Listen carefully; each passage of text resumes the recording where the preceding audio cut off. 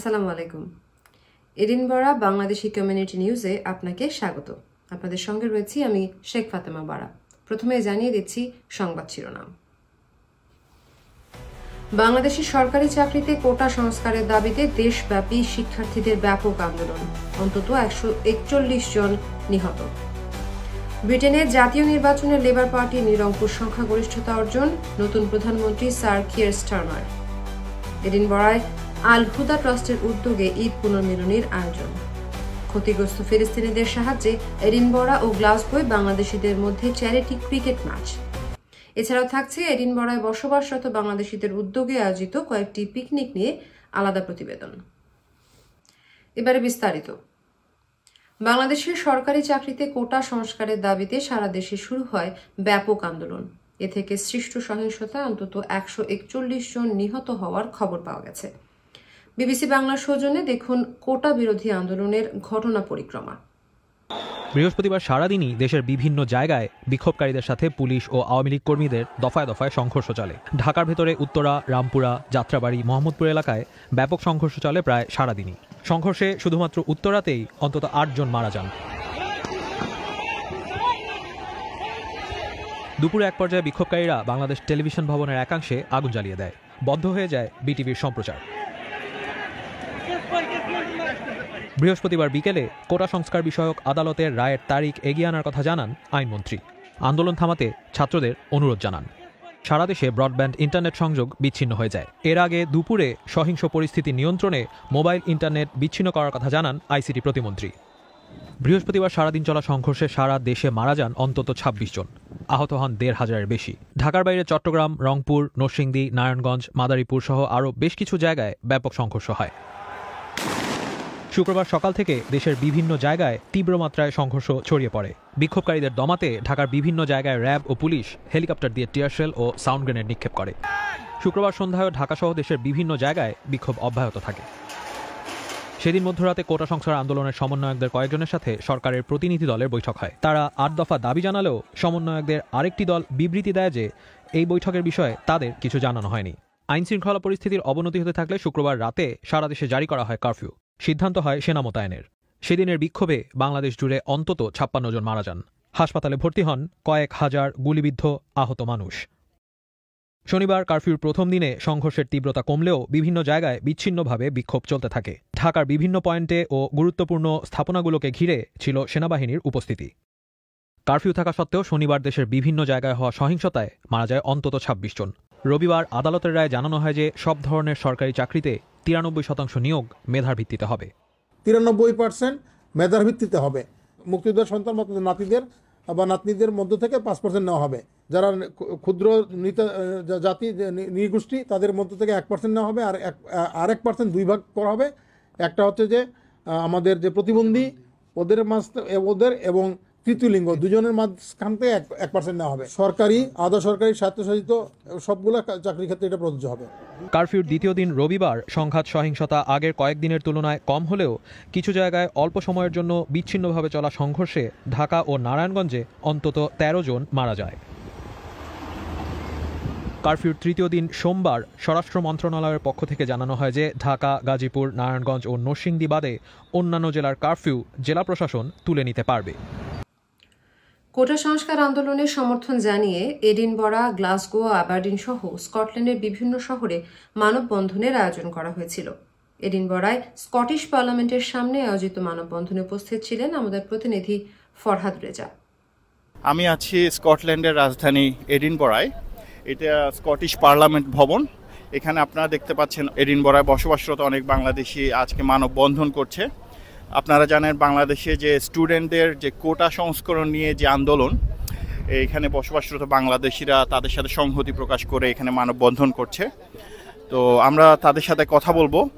আমি আসছি আসলে বাংলাদেশকে রক্ষা করার জন্য। বাংলাদেশের স্টুডেন্ট, বাংলাদেশের মেধা, এই জিনিসটা রক্ষা করার জন্য আমরা বাংলাদেশে যারা প্রতিবাদ করছে তাদেরকে বাংলাদেশ সরকার যে হত্যা করতেছে রাতের আধারে, এবং আমরা তো এখান থেকে কিছু করতে পারতেছি না, তাই আমরা এখানে দাঁড়ায়া অন্তত মানববন্ধন করে নিজের যে নিজের কষ্টটাকে প্রকাশ করার জন্য এখানে দাঁড়াইছি আসলে। আসসালামু আলাইকুম। আমরা এখানে আসছি বাংলাদেশের ছাত্রদের উপর যে নির্যাতন চলতেছে এটা বন্ধ করার দাবিতে। আমি সকলের সাথে একমত, এই কারণে এখানে আসছি। আমি চাই যে বাংলাদেশে আমাদের ছাত্রদেরকে যেভাবে নির্বিচারে হত্যা করা হইতেছে এটা বন্ধ হোক। দেশে ইন্টারনেট নাই, আজকে সারাদিন আমার মা আমার ফ্যামিলি কারোর সাথে যোগাযোগ করা হয় না, কালকে থেকে এটা হচ্ছে, তাহলে সাধারণ মানুষের কি অবস্থা? এ কারণে আমি চাই দেশে সব কিছু স্বাভাবিক হোক, সরকার যেন তাদের দাবি মানে, কারণ তারা ন্যায্য দাবি করতেছে, তারা চায় তাদের মেধা অনুযায়ী চাকরি, তারা তো আর সরকারের কাছ থেকে কিছু চায় নাই। সেজন্য আমি চাই তাদের দাবি মানা হোক। ছাত্ররাই আমাদের ভবিষ্যৎ, তারা কি সবাই দেশ ছেড়ে চলে যাব? এটা চাই সরকার, তাহলে তাদের দাবি মানতে হবে, এটাই আমরা চাই। আমি চাই বাংলাদেশ একটা শান্তিপূর্ণভাবে বাস করুক, মানুষ স্টুডেন্টের মতামত, তাদের মতামত প্রকাশ করার একটা রাইট আছে তার কারণ কোটা সিস্টেম হইলে তো চাকরি সবাই পাবে না, মেধাবী ছাত্ররা। আমরা চাই মেধাবী ছাত্ররাও চাকরি পাক। আমি এখানে আসছি প্রতিবাদ করতে, বাংলাদেশের যে স্টুডেন্টরা তারা যে ধর্মঘট করতেছে এবং সরকারের কাছে যে দাবি করতেছে সেই দাবি মানার জন্য তারা আজ কতদিন যাব তারা রাস্তায় প্রসেশন করতেছে এবং গভর্নমেন্টকে দাবি আদায়ের জন্য আহ্বান জানাচ্ছে, কিন্তু বাংলাদেশ গভর্নমেন্ট সেটা রাজি হচ্ছে না। তার থেকে উল্টা দিকে তারা আরও গুলি করে স্টুডেন্টদের মারছে। সেই মনে হচ্ছে যে সেই আমরা 25শে মার্চের কালো রাত্রিতে পৌঁছে গেছি, যেভাবে পাকিস্তানি আর্মিরা মারছে সেইভাবে মারতেছে স্টুডেন্টদের। আমরা এটা বন্ধ করার জন্য আহ্বান জানাচ্ছি। এছাড়াও গ্লাসগো বাংলাদেশি কমিউনিটি এবং অ্যাবারডিন বাংলাদেশি কমিউনিটি কোটা সংস্কারের দাবিতে মানববন্ধন করেছে।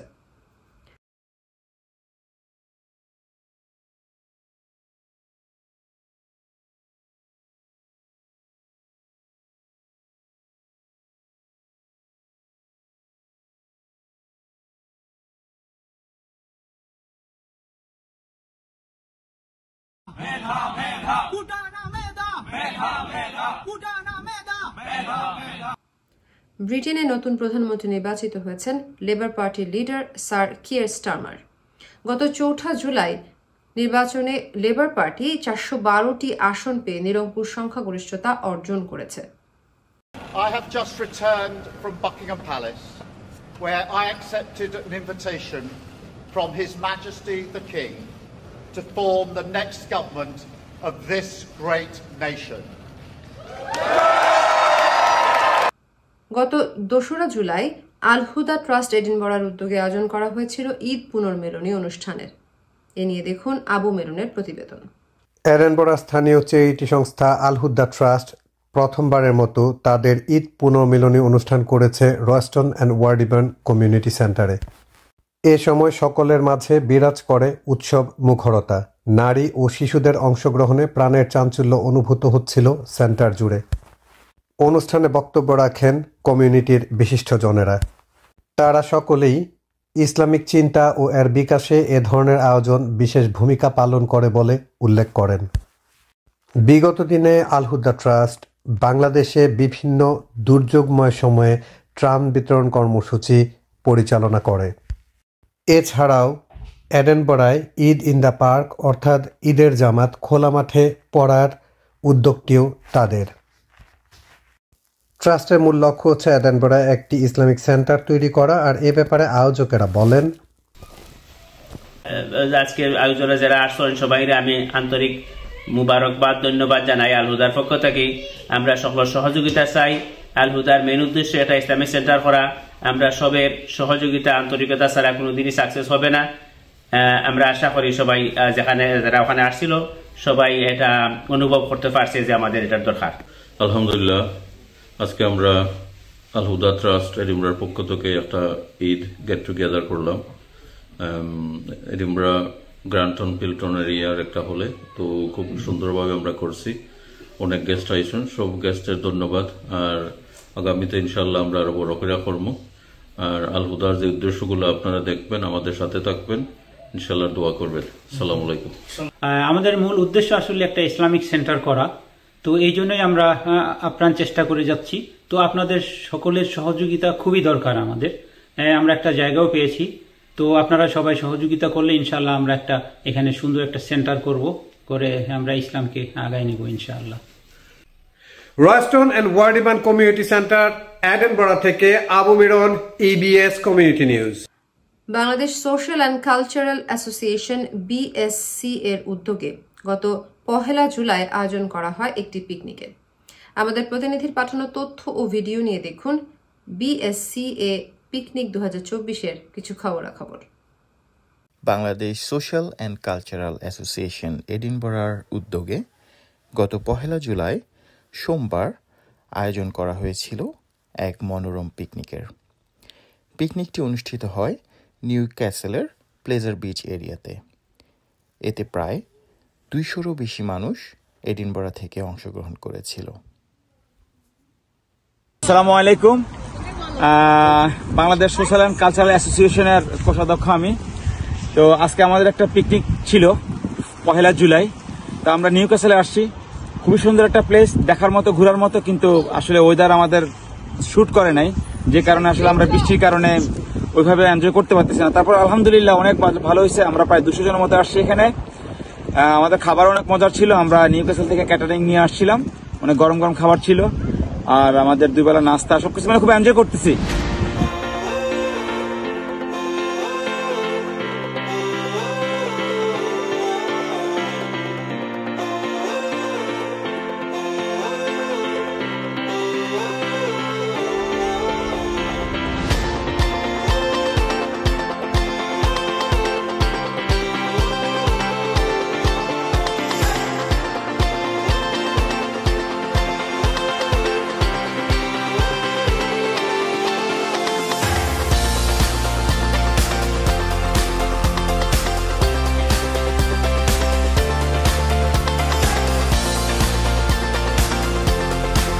বিএসসি এর আয়োজনে যে পিকনিকের অ্যারেঞ্জমেন্টটা করা হয়েছে এডিনবরা থেকে, খুব ভালো ছিল। এটা আয়োজন ভালো ছিল, বাচ্চারা এনজয় করেছে, আমরা সবাই এনজয় করেছি, সাথে সাথে বৃষ্টিও এনজয় করেছি।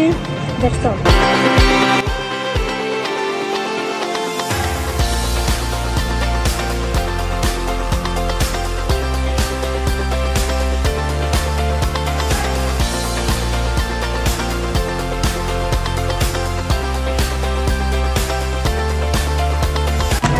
খুব ভালো ছিল, যদিও সকালবেলা খুব একটু বৃষ্টি ছিল, কিন্তু বিকালে শেষ ভালো যায়, সব ভালো যায়।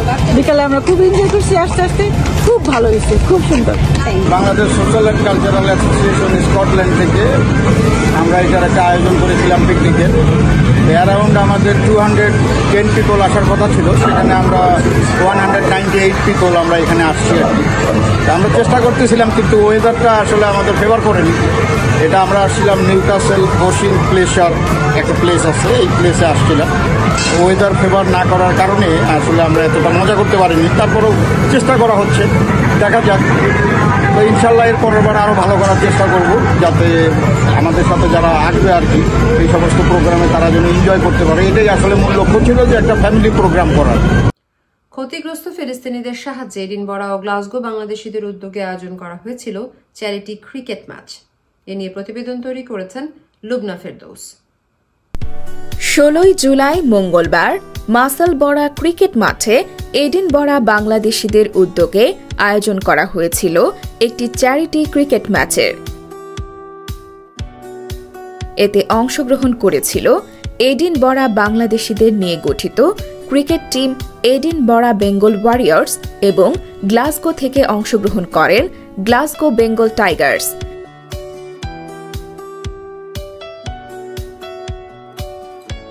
ক্রিকেট খেলার পাশাপাশি আয়োজন করা হয়েছিল নানা রকমের দেশীয় খাবারের স্টল।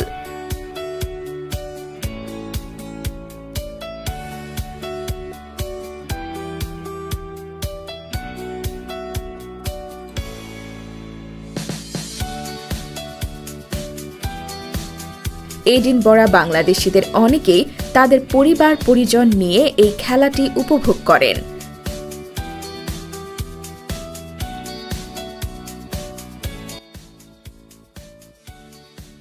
বৃষ্টি বিঘ্নিত হওয়ায় কর্তৃপক্ষ খেলাটির ফলাফল শেষ পর্যন্ত ড্র হিসেবে ঘোষণা দেয়।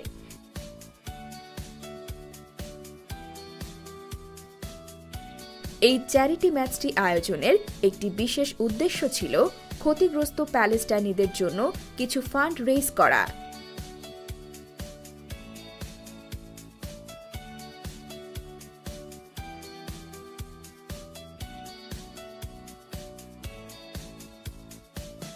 খেলাটি উপভোগ করতে বিশেষ অতিথি হিসেবে এসেছিলেন এডিনবরার এমএসপি জনাব ফয়সল চৌধুরী এবং গ্লাসগো বাংলা সেন্টারের প্রেসিডেন্ট জনাব আশরাফ চৌধুরী। আরো অনেক কন্ট্যাক্ট আছে আমাদের যে নেক্সট জেনারেশন, আমাদের যে বাচ্চারা আছে, যদি কেউ ক্রিকেট খেলতে চায় তারে এনকারেজ করা উচিত। এখানে টিমগুলাতে দেখা গেছে ইন্ডিয়ান পাকিস্তানি অনেক আছে, বাঙালি কেউ নাই। ওয়াই? এই কারণ হয়েছে কি আমরা বাচ্চাদেরকে এনকারেজ করে না। তো যে কোনো স্পোর্টসে আমরা যদি এখন আমরা আসছি, আমাদের আরো আমাদের বাঙালিরা অনেক পলিটিক্সে এখন যাইতেছেন, we can make a difference. আপনারা কেউ যদি হুএভার ইউ আর, আপনারা যেই যেখানে থাকেন না কেন, আপনাদের যদি কোনো বাচ্চা কোনো খেলাতে ইনভলভ হইতে চায়, আমার সাথে কন্ট্যাক্ট করেন। আমার কলিগসরা যেখানে আছে না কেন তারাও হেল্প করবে, and I will be happy to help anyone to get involved in. আমন্ত্রিত বিশেষ অতিথিবৃন্দ খেলোয়াড়দের মাঝে পুরস্কার বিতরণ করেন এবং ভবিষ্যতে এ ধরনের আরও প্রীতি ম্যাচ আয়োজনের জন্য আহ্বান জানানো হয়।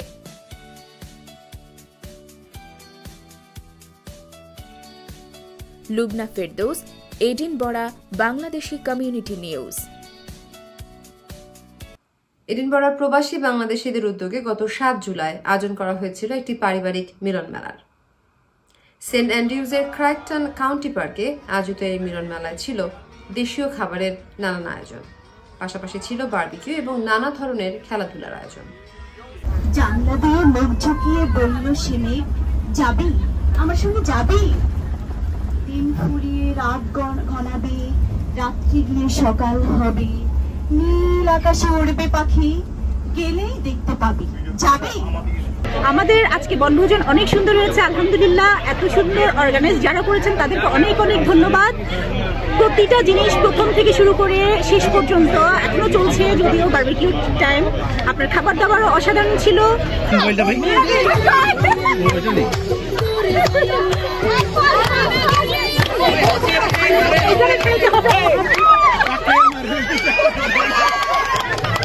আজকের এই বনভোজনটা সত্যিকারই খুবই আনন্দদায়ক। সবচেয়ে বড় আনন্দদায়ক এডিনবরা আমরা এত বড় কমিউনিটি হচ্ছি ডে বাই ডে, সবাই সবাইকে চিনি না। এই গেট টুগেদারের মাধ্যমে আমরা এক অপরের সাথে বন্ধুত্বের সম্পর্কিত হচ্ছি।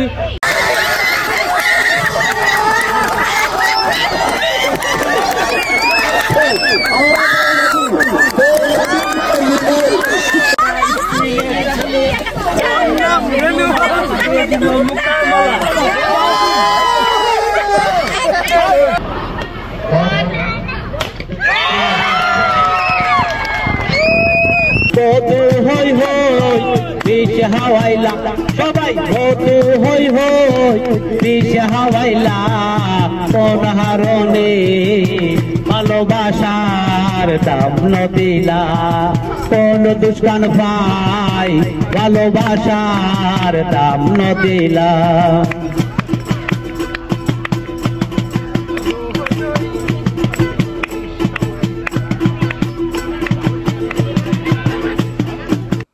এবারে আরেকটি পিকনিকের খবর। এনআরবি স্কটল্যান্ড, ইবিটিপিএ এবং গ্রেটার সিলেট স্কটল্যান্ড রিজিয়নের উদ্যোগে আয়োজন করা হয় ট্যুর মোহনা। এ নিয়ে দেখুন আবু মেরনের আরেকটি প্রতিবেদন।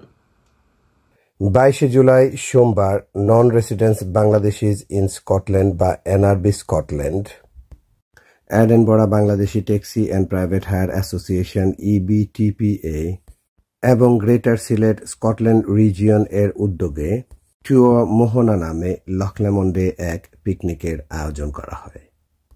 সর্বপ্রথমেই অংশগ্রহণকারীদের ফুল দিয়ে বরণ করে নেন আয়োজকেরা। লখলেমন্ডের উদ্দেশ্যে যাত্রা শুরুর সাথে সাথেই স্থানীয় শিল্পীরা সবাইকে মাতিয়ে রাখেন গানে গানে, আর এ সময় অনেক কৌতুকও পরিবেশন করা হয়।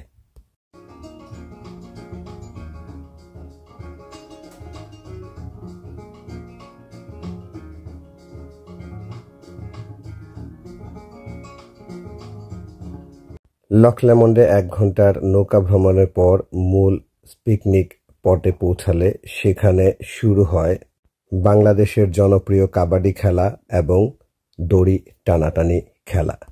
এতে পদ্মা, মেঘনা, যমুনা এবং সুরমা 4টি দলে বিভক্ত হয়ে 44 জন খেলোয়াড় অংশগ্রহণ করেন। রশি টানা এবং কাবাডি দুটো খেলাতেই যমুনা দল বিজয়ী হন। এরপর ছিল বারবিকিউ, আরিফ দেওয়ানের গান এবং সর্বশেষ র্যাফেল ড্র।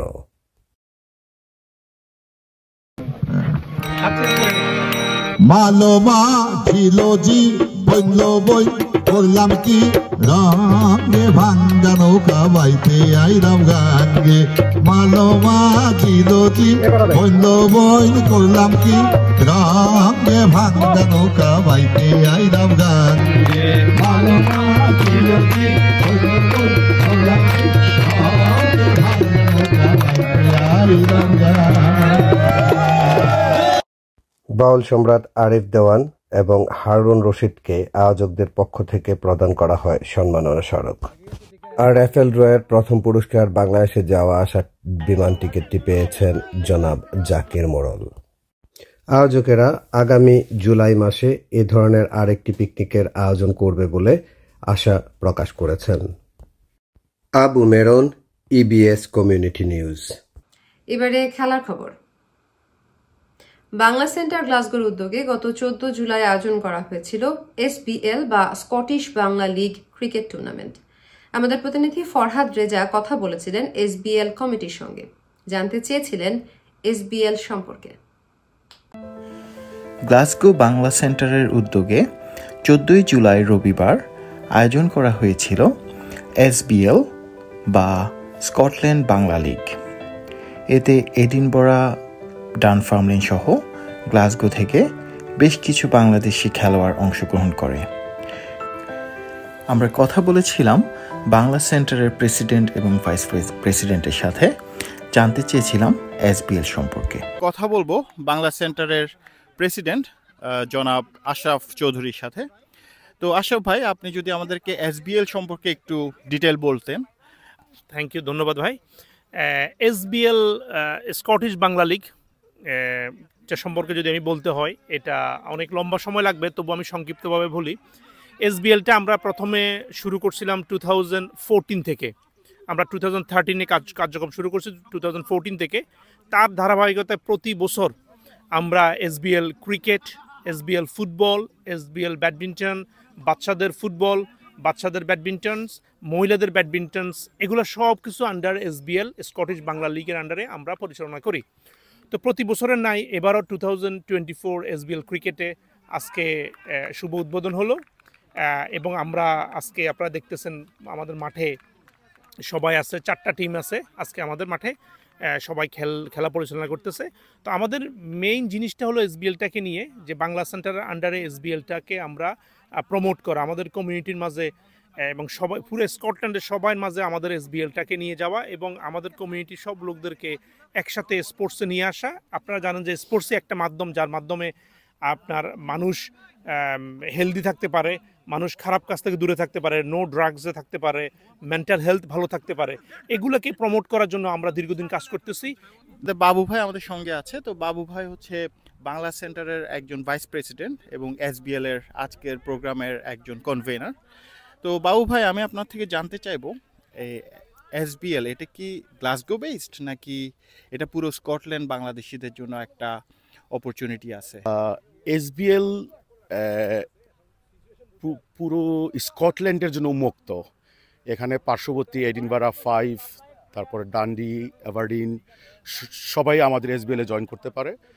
তো আমরা ক্রিকেটের পাশাপাশি আশরাফ ভাই বলছে যে এসবিএল ব্যাডমিন্টন হচ্ছে, মেয়েদের ব্যাডমিন্টন করতেছি, তারপরে কিশোরদের বাচ্চাদের ফুটবল টুর্নামেন্ট করতেছি।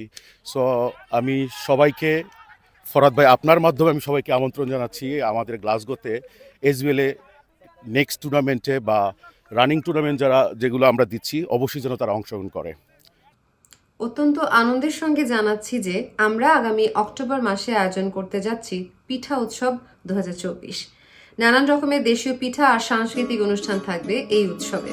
পিঠা উৎসবে স্টল দিতে চাইলে নিচের নম্বরে যোগাযোগ করার অনুরোধ জানানো হচ্ছে। এতক্ষণ সঙ্গে থাকার জন্য আপনাদেরকে অসংখ্য ধন্যবাদ। এডিনবরা ও স্কটল্যান্ডে বসবাসরত বাংলাদেশিদের নানান অনুষ্ঠান আর খবরাখবর নিয়ে আসছি কিছুদিনের মধ্যে আবারও। ততক্ষণ পর্যন্ত ভালো থাকবেন, সুস্থ থাকবেন। আল্লাহ হাফেজ।